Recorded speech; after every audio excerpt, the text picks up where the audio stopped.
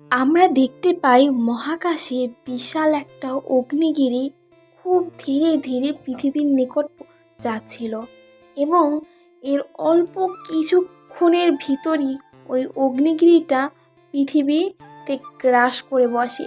পৃথিবীতে বিভিন্ন শহরে টুকরো টুকরো হয়ে ওই অগ্নিগিরিটা পড়ে যায় এবং যে জায়গায় সেই অগ্নিগিরিটা পড়ছিল সেই জায়গায় জ্বলে পুড়ে ছাই হয়ে যাচ্ছিল, সেই জায়গায় ধ্বংস হয়ে যাচ্ছিল।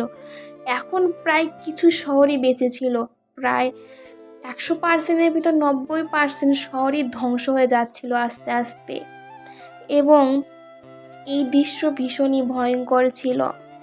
যে পৃথিবী ছিল ঝকমকে সুন্দর প্রকৃতি দিয়ে ভরা, আজকে সেই পৃথিবী দেখে মনে হচ্ছে যেন এটা কিয়ামত, এটা যেন মনে হচ্ছে জাহান্নাম, এরকম মনে হচ্ছিল।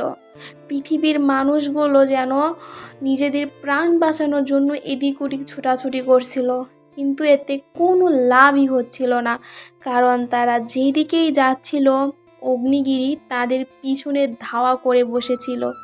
কারণ এই অগ্নিগিরিটা এতটাই ভয়ঙ্কর ছিল যে এর নিকট যদি কোনো মানুষ পৌঁছে যায় তার মৃত্যুর সাথে সাথে হচ্ছিল, তার পুরো শরীর ঝলসে গিয়ে ছাই হয়ে যাচ্ছিল, এতটা ভয়ঙ্কর ছিল এই মৃত্যু। নিজেদের প্রাণ বাঁচানোর জন্য মানুষগুলো এদিক ওদিক ছোটাছুটি করছিল, কিন্তু এতে কোনো লাভই হচ্ছিল না, কারণ চারিদিকে শুধু আগুন আর আগুন ছিল।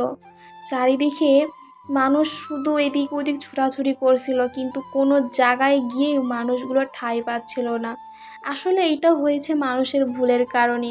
অতিরিক্ত বিদ্যুৎ অপচয় এবং অতিরিক্ত ইলেকট্রিক জিনিস ব্যবহার করার ক্ষেত্রে মহাকাশে এ ধরনের কিছু অগ্নিগিরি তৈরি হয়। এটা শুধুমাত্র মানুষের কিছু গাফিলতির জন্য।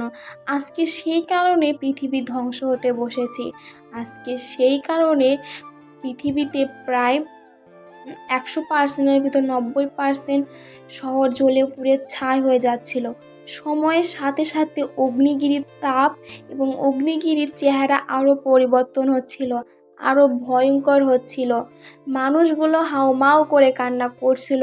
নিজের চোখের সামনে নিজের সন্তান, নিজের স্বামী, নিজের পিতামাতাকে মরতে দেখে মানুষগুলো নিজেদেরকে আর সামলে রাখতে পারছিল না। তারা হাউমাউ করে কেঁদে উঠছিল, কিন্তু তবুও নিজেদের প্রাণ বাঁচানোর জন্য তারা এদিক ওদিক ছোটাছুটি করছিল, কারণ তাদেরকে বাঁচতে হবে। এভাবে যদি তারা এখানেই থাকে তাদের মৃত্যু অনিবার্য। সরকার থেকে অনেক লোক দেওয়া হয়েছে এই অগ্নিগিরি শান্ত করার জন্য, কিন্তু কোনো লাভই হয়নি। ফায়ার সার্ভিসও এই অগ্নিগিরি শান্ত করতে পারছিল না, কারণ এটা পুরো শহরে পুরো পৃথিবীতে ছড়িয়ে গিয়েছিল। এখন এটা শান্ত করা অসম্ভব। এটা শুধুমাত্র প্রকৃতির নিয়মে শান্ত হবে। এটা যেভাবে অগ্নিগিরি জ্বলেছে ঠিক সেইভাবেই এই অগ্নিগিরিটাকে শান্ত করতে হবে। এর জন্য এই পৃথিবীর মানুষগুলোকে যে অবশিষ্ট যে জায়গাগুলো ছিল, অবশিষ্ট যে জায়গাগুলো বেঁচে আছে শহরের ভিতরে, তাদেরকে ওখানে গিয়ে আশ্রয় নিতে হবে।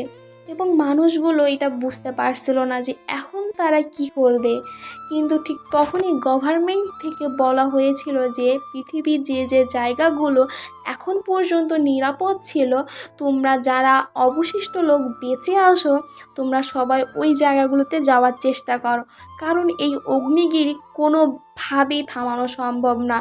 নিজেদের যদি প্রাণ বাঁচাতে চাও তাহলে এই জায়গা ত্যাগ করো এবং নিরাপদ স্থানে চলে যাও। এই জন্য মানুষগুলো সেই নিরাপদ স্থানে যাওয়ার জন্য দৌড়াতে থাকে, কিন্তু তবুও তাদের পিছনে বিশাল অগ্নিগিরি ধাওয়া করতে থাকে। প্রায় অর্ধেক লোকই ওই অগ্নিগিরিতে পড়ে পুরো ভস্ম হয়ে যেতে শুরু করে।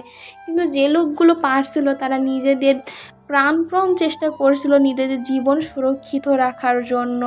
এখানে কত মায়ের বুক খালি হয়েছে, কত বোন হারিয়েছে, কত কি হয়েছে। এটা দৃশ্য ছিল ভীষণই ভয়ঙ্কর।